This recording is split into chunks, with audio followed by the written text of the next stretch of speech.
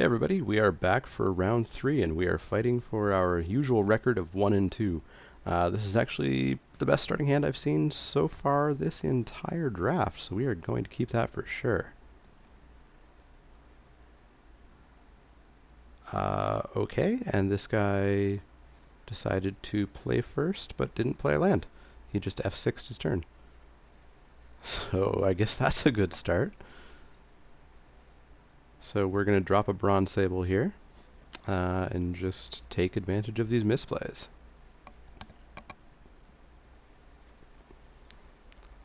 So Bronze Sable can get in for 2 if he doesn't have a play, which he doesn't. Then we're going to drop a Carrion Crow.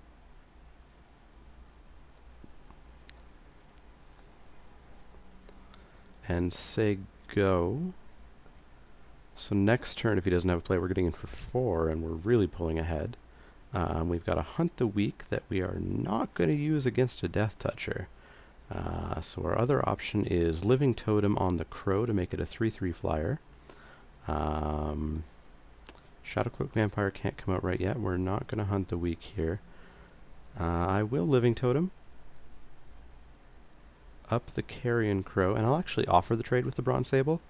If he's willing to take it already, I'm totally okay with that. And if he's not, then it's a extra bit of damage through. So we will bash in for 5.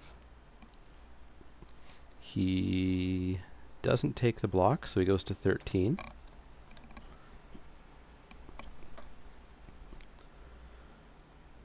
I'm also at 4 lands here. He only has 2. He must be hurting for lands, I guess. No 2-drop.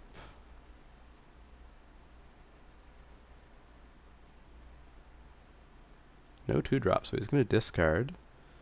And what's he going to discard here? He's going to discard a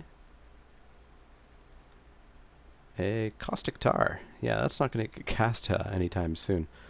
So I think I'll just bash in with everybody here. Just take advantage of him while I can. Bash in for 7. He's going to block the Living Totem. Good block. He goes to 8. I think I just dropped the Shadowcloak Vampire. I can Hunt the Weak, whatever he plays next turn, and get in for 5, 6, 7, 8, 9, 10. I can get in for lethal next turn, actually.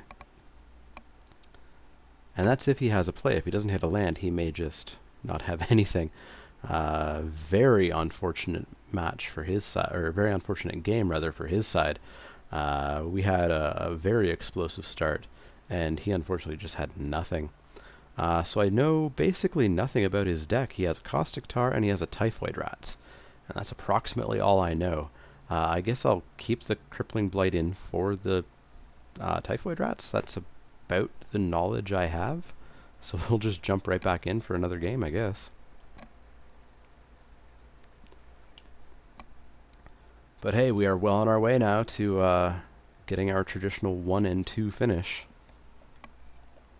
I swear with these Spikey Saturdays, I am actually trying to win. I'm not sure what quite is going wrong with them. I can tell you I'm not a big fan of M15 drafting. I don't feel like I've quite gotten it like I feel like I did with Theros and Born and Journey, and even with M14 for that matter. I feel like there are possibly some cards that I might be sort of overvaluing, maybe some cards I'm undervaluing. Might watch a few more draft videos, do some more research on it, but it is on the way out. There are only 2 weeks until the Khans of Tarkir pre-release online happens. That'll be the weekend of October 3rd. So I'll probably have a Khan sealed pre-release up for you. It'll probably be the first sealed I do for this channel. I don't think I'll do one in between now and then. But you can expect to see that for sure. So this is, again, a good hand for us. We've got our 2-drop, we've got our 3-drop, we've got our 4-drop, we've got the lands to play them. Okay, so he's blue. Blue-black, alright. So we'll drop a forest and say go. This Bronze Sable is going to come out next turn off of this swamp. He does not have a turn 2 play. That's good for us. Down comes the Bronze Sable. Next turn will be Netcaster Spider most likely, unless there's a good stab wound target.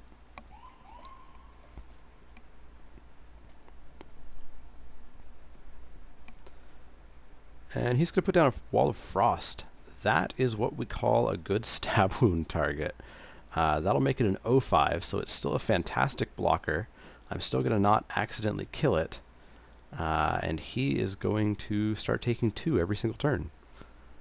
So I'm perfectly okay with that. If he wants to play a long game, the game just got a lot worse for him.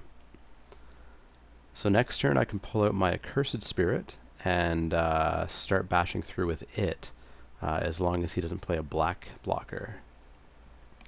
Otherwise, I'm going to have to kind of sit back and wait until I get enough blockers to get through that wall, or until I get my Carrion Crow, my Shadow Cloak Vampire.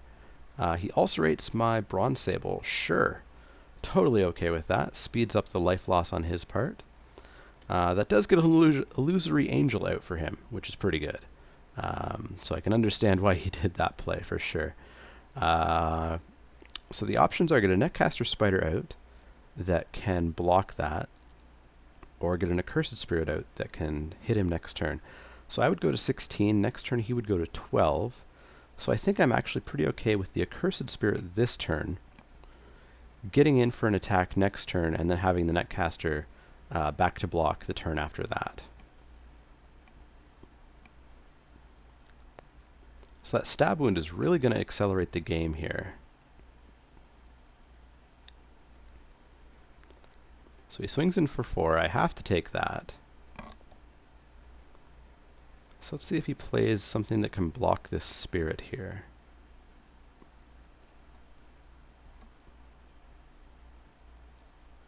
And he does not. Well, sort of. He plays Haunted Plate Mail, which is really going to speed the game up for him, because that I have the Accursed Spirit. That Illusory Angel is going to get significantly large. It's going to become, it's 4 to equip, he has the 4. It's going to become an 8/8 on this next attack. So I'm going to bring out the Netcaster Spider here. I'm on a 2-turn clock at the moment. He's on a, let's see, I take him to 5, he goes to 3.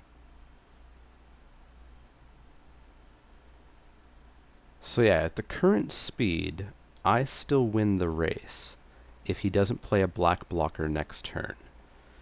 Because he attacks this turn with an 8/8, I go to 8. I attack next turn, he goes to 5, then he goes to 3 off the Wall of Frost. I block his 8/8 with the Netcaster Spider, and then I get in for another 3, and that finishes it off.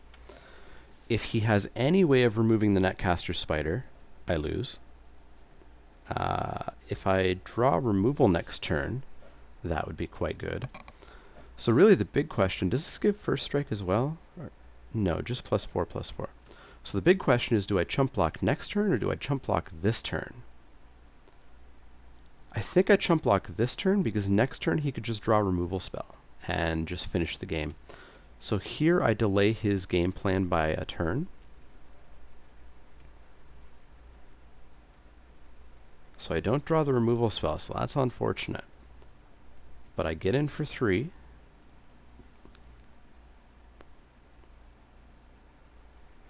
So he goes to 5. He's going to drop down to 3 at the beginning of his next turn. Willforged Golem is my best bet here. So he's going to go down to 3, and he now needs to play a blocker for my Accursed Spirit. So he's going to get in for 8.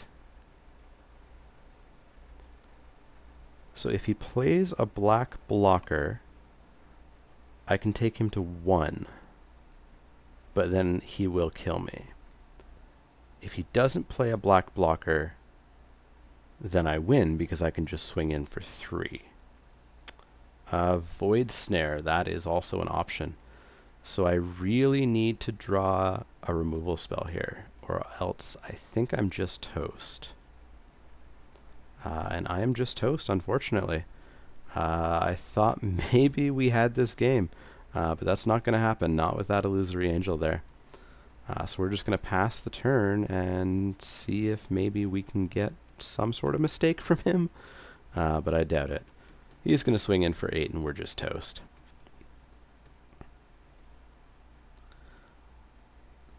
So yeah, it seems like he might be all in Illusory Angel Haunted Plate Mail, or possibly any flyer Haunted Plate Mail.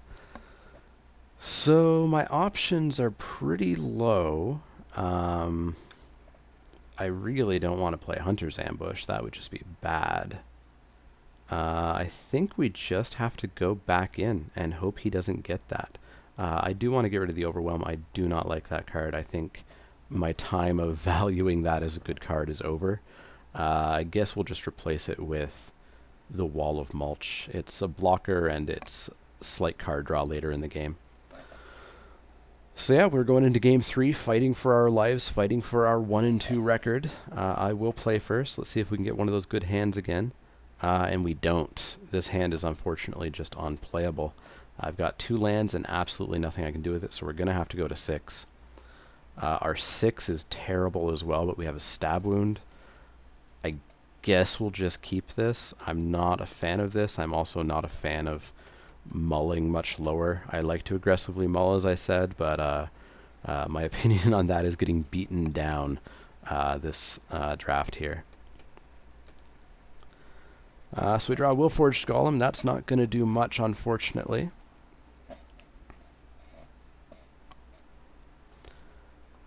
He attacks in with his Typhoid Rats. I take 1. He hits his second land drop. And we're going to see a Research Assistant, which is our Stab Wound target this match, I think. We're going to Stab Wound that. It's going to become a -1/1. So it's not going to be attacking. It's just going to be sucking 2 life out of him every turn. So I drew a Living Totem, so that's a creature that I could play. It would be really bad to lose the value of not getting the counter, but we'll see if he plays a threat this turn.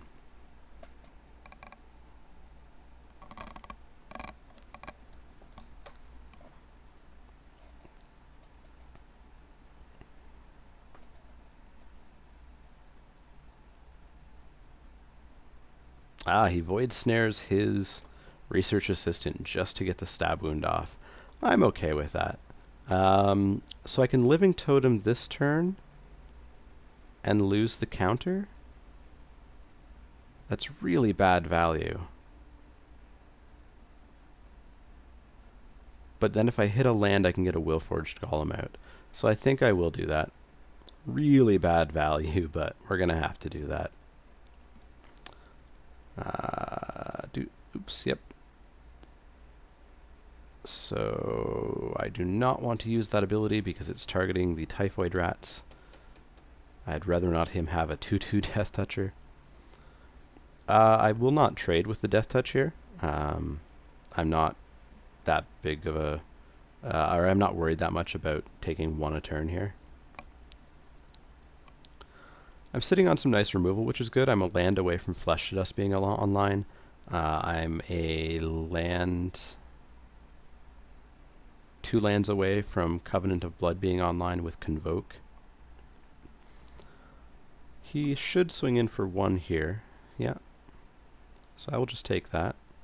And then we're going to see probably the Research Assistant come down again. No, Coral Barrier. Okay.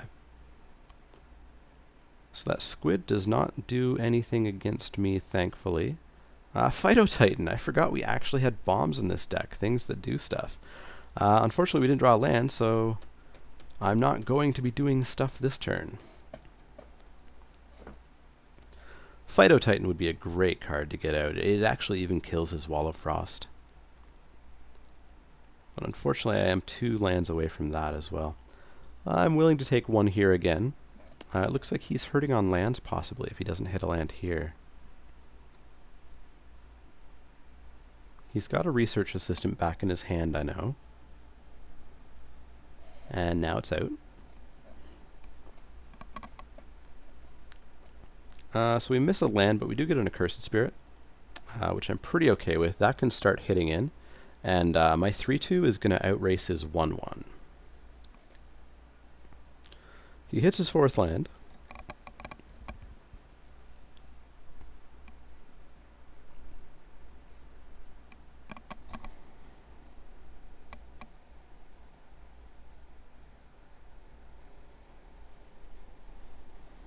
And what's he going to do with it?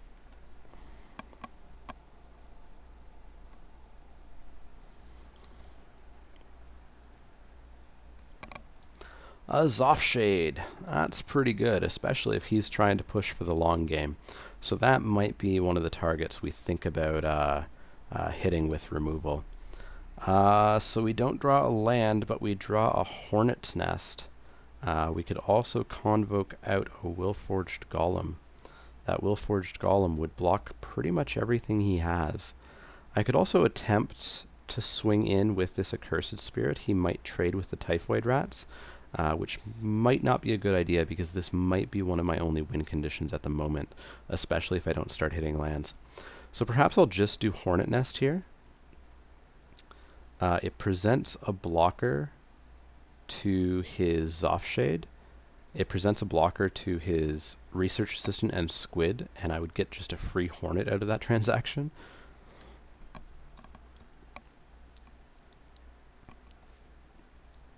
So he's going to Crippling Blight to the Hornet Nest. Okay. So it can't block. So that's really, really, really bad for me. Can Covenant of Blood hit my own creatures? It can.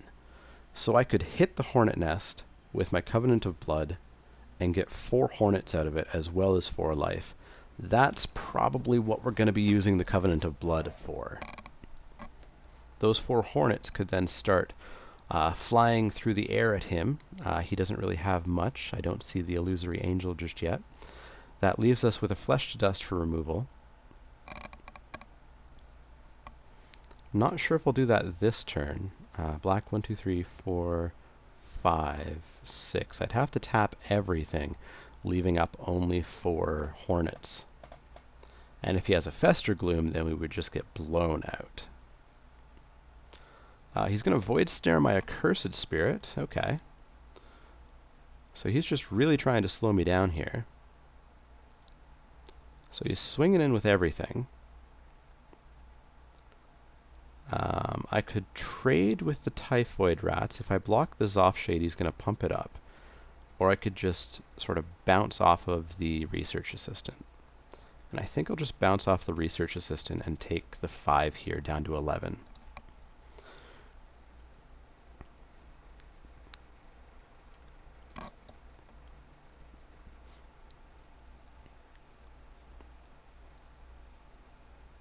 Which means Covenant of Blood might be the play here. So I'm down to 11. Hornet Nest is essentially offline at the moment. Yeah, I think that's the play here. We're just going to kill off my Hornet Nest. Get 4 life, get 4 Hornets. Not a bad transaction. It's basically as though I just cast a Hornet Queen, except I don't have an additional 2/2 Death Toucher. So we've got 4 Hornets in the sky ready to block anything he throws at me. If we hit a land, Phyto Titan comes online next turn. Flesh to Dust is online. As I said, Fester Gloom would be the end of me here.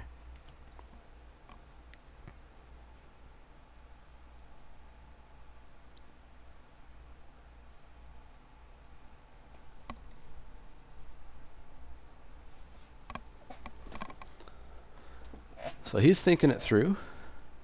The board state has just changed a fair bit.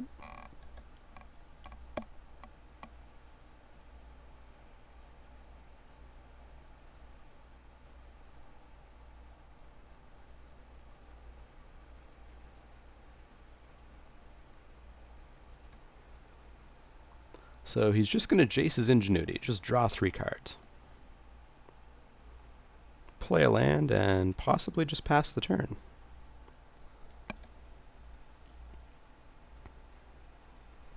I would trade a Hornet for a Typhoid Rats. I don't know if I'd trade it for a Squid. I will just let that Squid come through.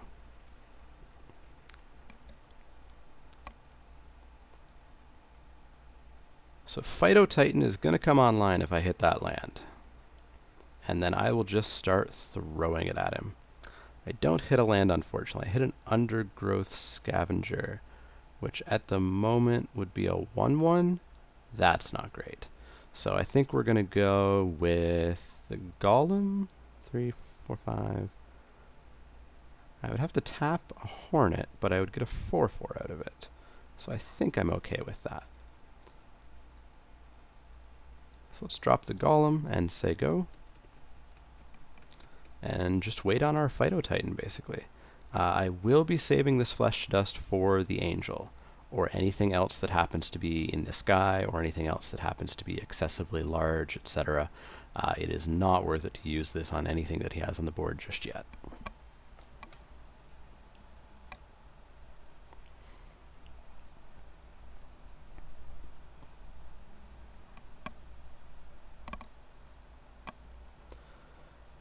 Starting next turn, I will probably start picking in with the Hornets.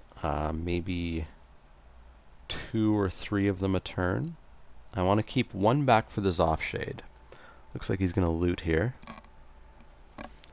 Throwing away a creature would be awesome, but I don't know why he ever would. I assume it's going to be a land he's going to toss.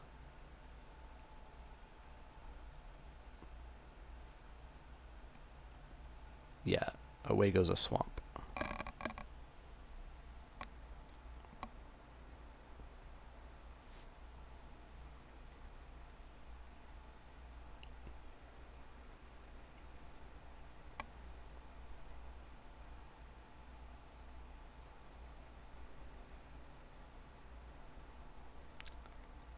So he's just going to pass the turn, no attacks. And I'm going to hit, not quite a land here. Interesting option. I have a Gather Courage. I could swing in with all the insects and then do a surprise on-tap insect block with Gather Courage to kill off something. I would need to leave 1 green back, or even just the living totem back. So yeah, I think I'll do that. I will swing in for 4, tie it up at 14.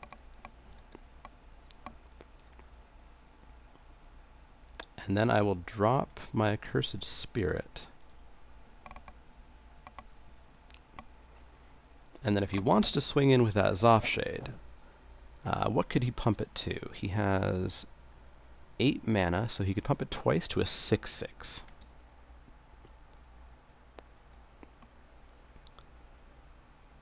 And that's what he's doing. He's coming in with it. So I'm going to Gather Courage on one of my Hornets.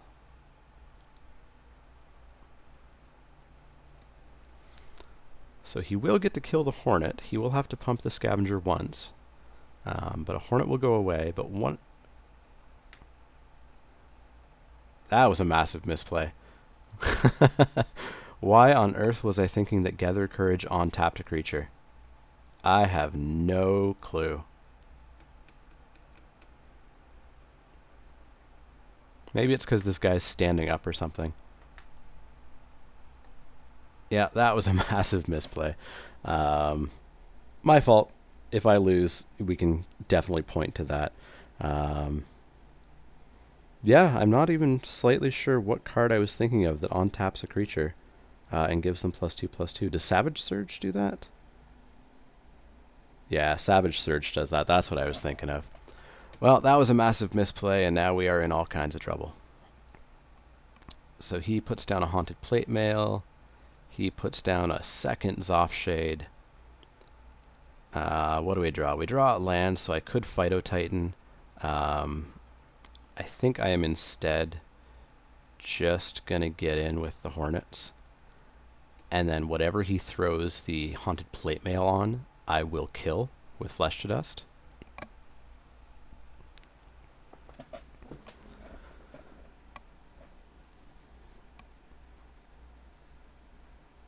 So he's down to 2 cards. So I'm totally okay with him spending 4 mana to suit something up. He's going to suit up the Squid. I didn't quite expect that.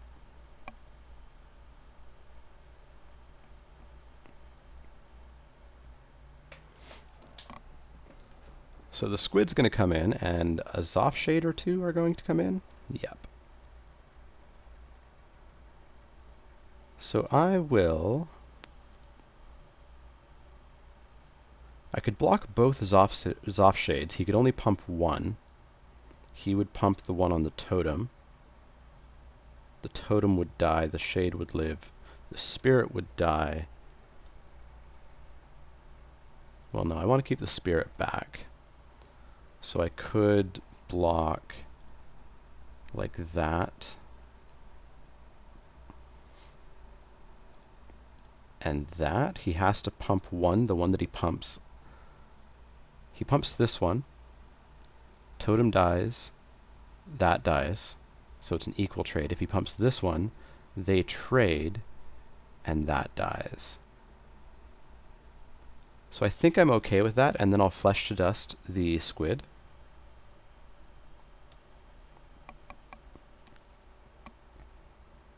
And then I can get in for another 4. So yeah, he's going to pump that one. So let me think about this. They're going to trade. Yeah, I'm okay with that. So I will flesh to dust the squid.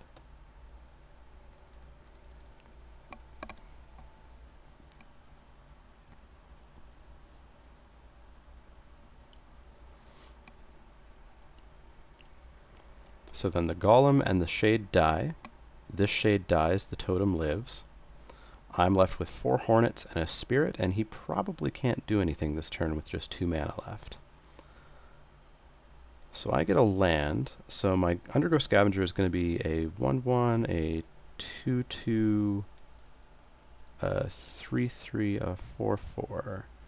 My Undergrowth Scavenger would be a 4/4. I think the Phytotitan is just a better play here, personally. So I can get in for 4 in the air, or I could get in for 3 in the air and leave back 1 blocker against whatever he throws the Haunted Plate Mail on. That sounds like a good idea. The spirit could be blocked by the rats. The totem would just bounce off something. So we're just going to get in for 3 in the air, I think. Take him to 7. We will Phytotitan.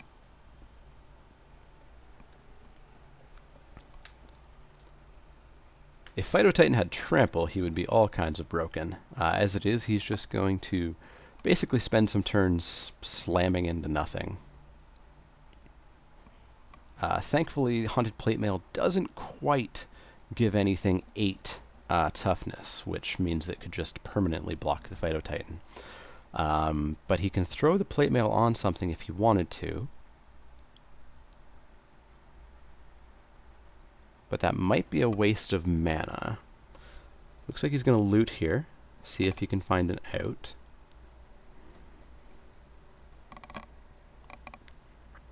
Plays a land, 2 cards left, 6 mana up. Nimbus of the Isles comes down. Nimbus blocks my Hornets, unfortunately, but it does only block 1 of them. The other 3 are free to go about their business. So what do we hit? We hit a swamp, not great. So we can swing in with the Phytotitan, which he must block. And he'll block it with the rats or the barrier. We can throw in 3 hornets, and he can block 1 and trade, and 2 would come through. And then I think we'll just hold back the spirit and the totem. If he has a way of making the Nimbus live, he can equip it and make it a 7/7, which I'm still okay with. So I think we'll just come through like this. So that's interesting. I really would have expected him to use the rats actually on the Phytotitan. He loses the rats, but I lose the Phytotitan for a full turn cycle. As it is, my Phytotitan is going to untap at the beginning of this turn, and I'm going to get to attack with it again. So he has 2 cards in his hand. He might loot here. Yeah, that's what he's going to do. Looking for something. What did he discard last time? Last time he discarded a swamp. This time he discards another swamp. 7 mana. 1 card in hand. He's going to be taking 3 if he doesn't have a flyer, down to 2. He can block, and that's lethal actually on board. And yeah, he sees it's lethal on board, so we managed to pull out a win there despite my massive Gather Courage is not a Savage Surge misplay. But yeah, not a great draft, unfortunately. I suppose it's no worse than any of the other Spikey Saturdays. I'm definitely going to be happy to see M15 rotate.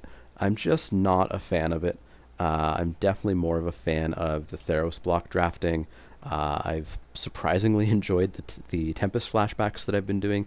You can definitely expect to see at least one more Tempest flashback, if not another. Next week, the Innistrad draft block will be in flashback, and Innistrad is my absolute most favorite draft set ever, so you can definitely expect to see some of those. But yeah, this was a draft. It was not a great draft. It was probably describable as a terrible draft. If you have any suggestions, definitely let me know. As always, if you like the videos, make sure that you subscribe here on YouTube.